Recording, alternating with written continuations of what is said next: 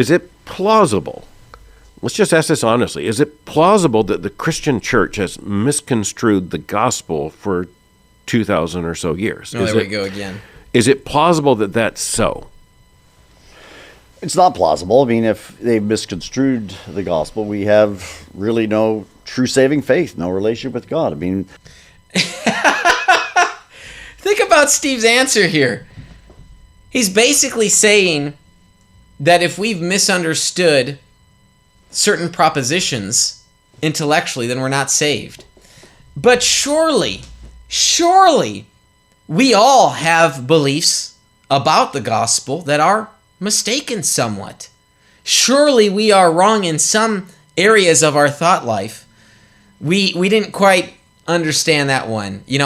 When we're brought before the Lord on Judgment Day and all is made clear to us, oops, Kurt, I got that one wrong. Yep, I got that one wrong too.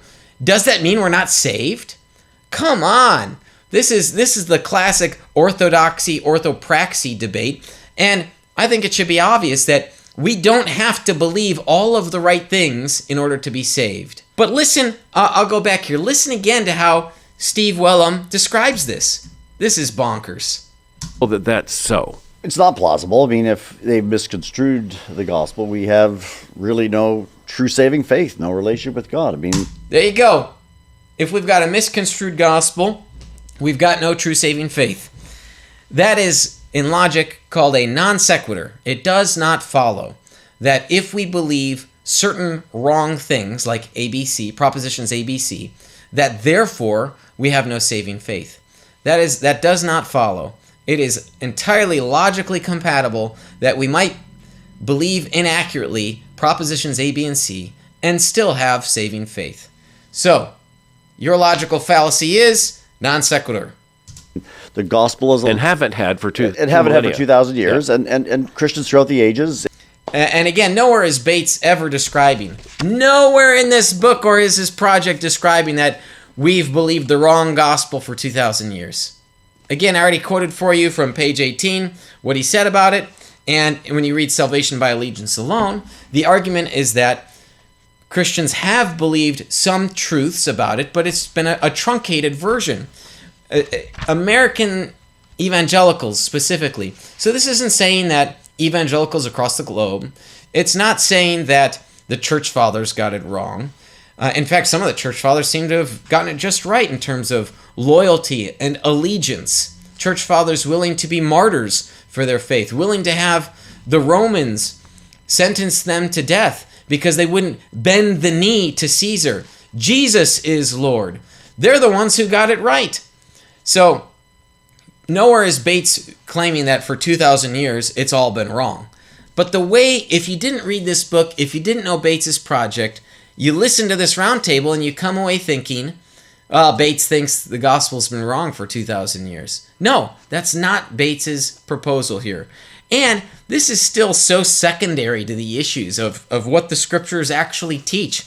It's like this debate is being had, if you could even call it a debate, it's being had over, whether it's implausible that certain people believed wrong things for a certain period of time.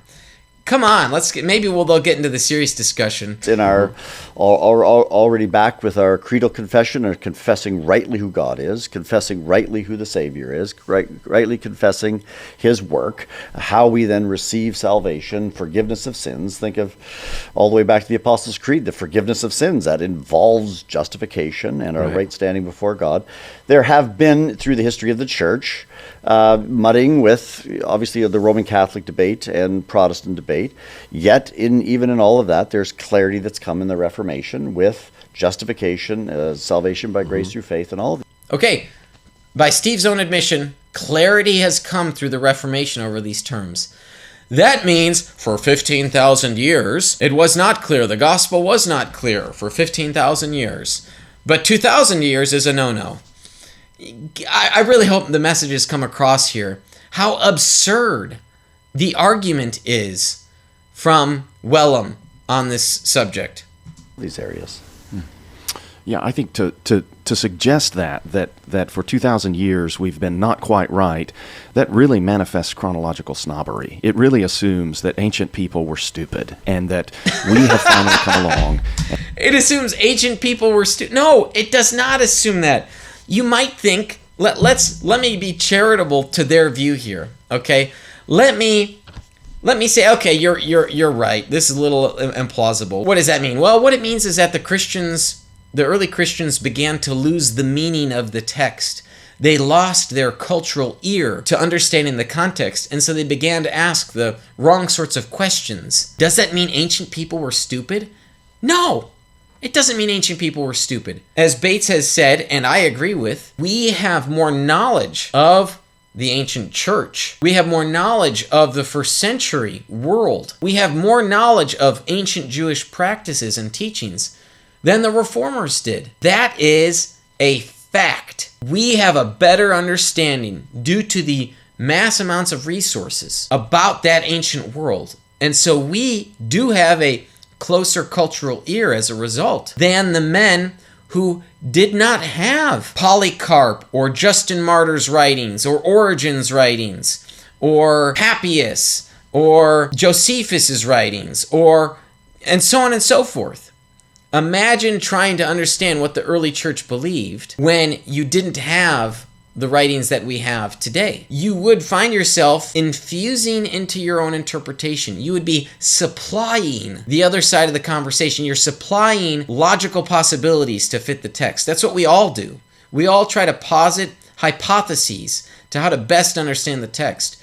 But the more that we know of the ancient world, the less likely we are to supply our own anachronistic facts of that time period. So we will better understand the text the more we know about the ancient world.